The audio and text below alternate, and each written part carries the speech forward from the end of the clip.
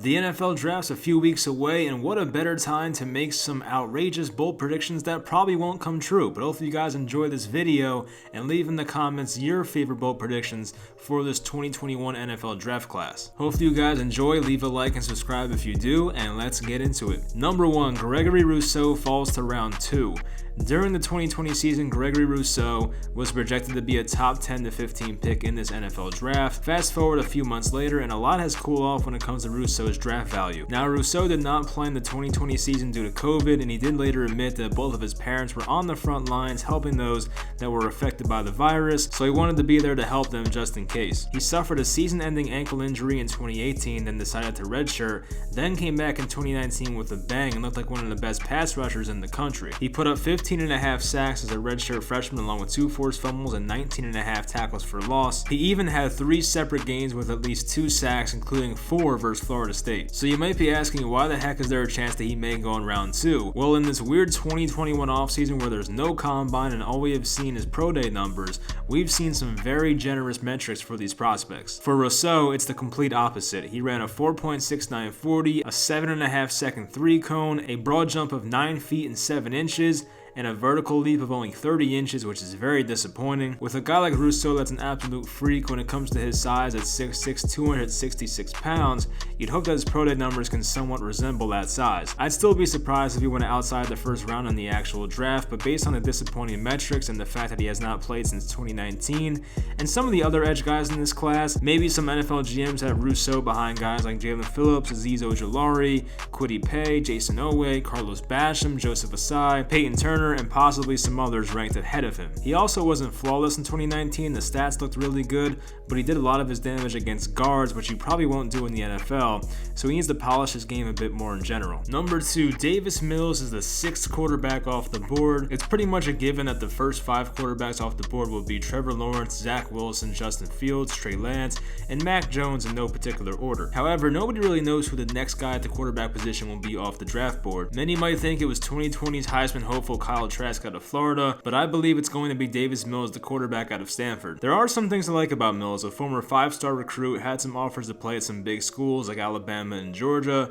showed good pocket awareness, went through his reads very quickly and calmly, pretty good arm strength, enough to get by in the NFL, a quick release, and some pretty good accuracy as well. Now, there are some things he could be better at. He's not the fastest guy, of 4.78 40 time, doesn't do as well when the play breaks down, and sometimes will make a bad decision, but ultimately you're getting a guy that can come in and be pretty NFL ready compared to some of the later quarterbacks. You hear some names like Trask, Kellen Mond, and Jamie Newman, but why not Davis Mills? Number 3, Javonte Williams ends up being the best running back in this class. When I watched Javonte Williams, I got some Clyde Edwards-Helaire vibes. I loved Edwards-Helaire because of his balance, but Javonte not only has balance, but he also has a violent running style as well. When you watch Williams run for North Carolina, he was constantly breaking tackles and sometimes just flat out ran guys over. He did have to split a backfield with Michael Carter, so the only legitimate concern I have is, can he handle a large workload?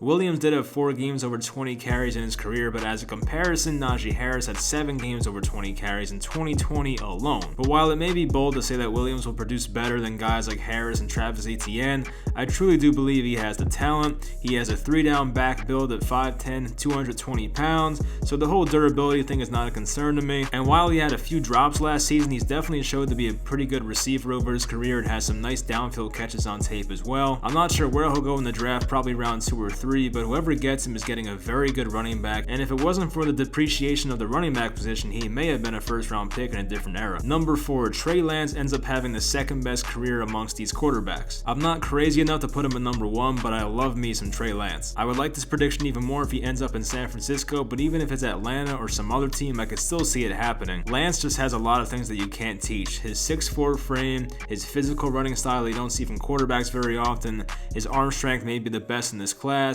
his pocket awareness is already at a high level, and rarely makes bad decisions with the football. Really, the only actual knock on Lance is his accuracy, which I admit needs to improve, but as I've said in a previous video about Trey Lance, even if he does not hit the ground running as a passer, he still gives you such a high floor as a runner and a guy that can extend plays, so right there alone, he can probably move your offense. For the 31 other teams that don't end up with Lance, they better hope he does not become an accurate passer, because that will be deadly. I love his competitiveness and his commitment to the game. I just think he'll be a really good quarterback. quarterback. I would still rank Lawrence and Wilson over Lance, but to me, it's not out of the realm of possibility that he ends up being a top 2 quarterback in this class. Number 5, Caleb Farley falls past pick number 20. I really like Caleb Farley from a talent standpoint. The corner from Virginia Tech is a very good player, incredible makeup speed, instinctual, cornerback 1 build, ball skills, length, and makes plays downfield. But the elephant in the room is the injury history surrounding Caleb Farley. In 2017, it was a non-contact torn ACL. In 2019, he had back spasms most of the season and missed the final 2 games.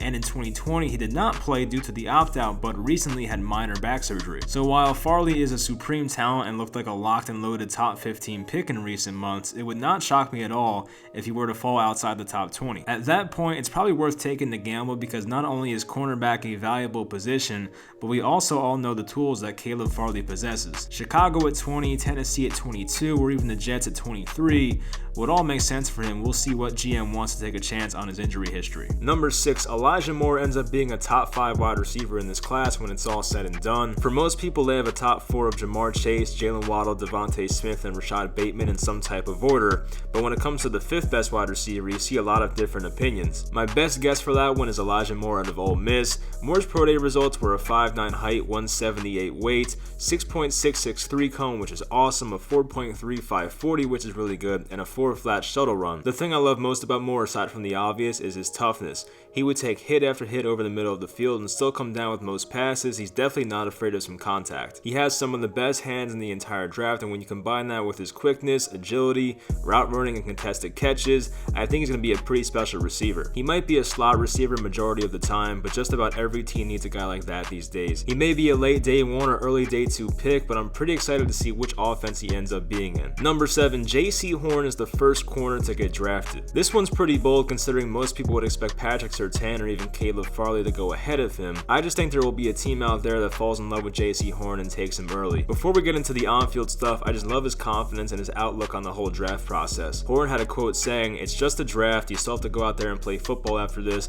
We'll see in a couple years. The experts get it wrong all the time." And while you would think most prospects have the same outlook, you could tell that he's ready to put in the work after he gets drafted. Now for on the field, you can argue that Horn is the best man coverage guy in this class. He stands at 6'1", 205, is one of the most physical corners in the draft, has the ability to locate the football better than most, and has the instincts to jump in front of passing lanes. Even Richard Sherman recently hyped him up, saying he thinks he'll have the most success out of these corners in this class. And he's definitely been battle tested throughout his career. He's had to play against a lot of NFL competition in his collegiate career, so maybe the transition to the NFL won't be as hard on him as some other people. The knocks I see for him is being too physical and drawing penalties or his tackling technique, but just as a corner playing the ball and shutting down top receivers, I think one day he can do that. Number 8, Jaelan Phillips has the best career of any edge player in this class.